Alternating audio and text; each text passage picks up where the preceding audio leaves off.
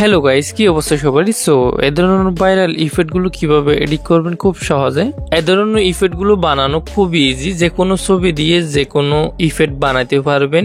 এই ধরনের ইফেক্টগুলো এডিট করার জন্য কোনো একটা ব্রাউজার ওপেন করতে হবে। আমি এখান থেকে ক্রোম ব্রাউজারটা ওপেন করতেছি।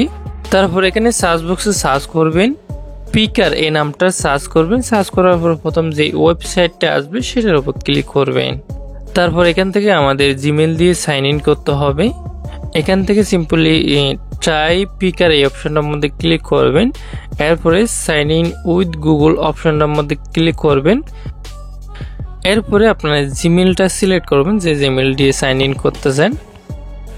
তারপর কন্টিনিউ অপশনটার মধ্যে ক্লিক করবেন। এরপর এরকম ইন্টারফেস শো করবে। তারপর এখান থেকে ট্রাই নাও এই অপশনটার মধ্যে ক্লিক করবেন। তারপর এখান থেকে নিচে পিকার ইফেক্ট এই অপশনটার মধ্যে ক্লিক করবেন। তারপর এখানে দেখতে পারবেন সব ধরনের ইফেক্টগুলো, যত ধরনের ইফেক্ট আছে সব ধরনের ইফেক্টগুলো বানাইতে পারবেন আপনি এখানে।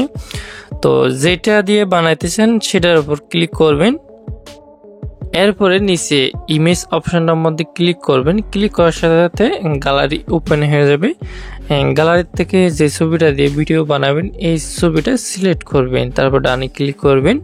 তারপর এই অপশনটার মধ্যে ক্লিক করবেন। এই অপশনটার মধ্যে ক্লিক করার পরে যদি এরকম অপশন আসে, এখান থেকে বের হয়ে সবকিছু মিনিমাইজ করে দিবেন। তারপর আবার ঢুকবেন। আবার ঢোকার পরে তারপর আবার ছবি সিলেক্ট করার পরে এই অপশনটার মধ্যে ক্লিক করলে হয়ে যাবে। দেখতে পাচ্ছেন এখন হইতেছে, এরকম অপশন আসছে মানে হইতেছে। কিছুক্ষণ সময় নেবে, 5 মিনিট 10 মিনিট আধা ঘন্টা পর্যন্ত লাগতে পারে এই ছবিটা এডিট করতে। ওকে, দেখতে পাচ্ছেন ছবিটা কমপ্লিট হয়ে গেছে। ওকে, এখানে প্লে করে দেখতে পারবেন কিরকম হয়েছে।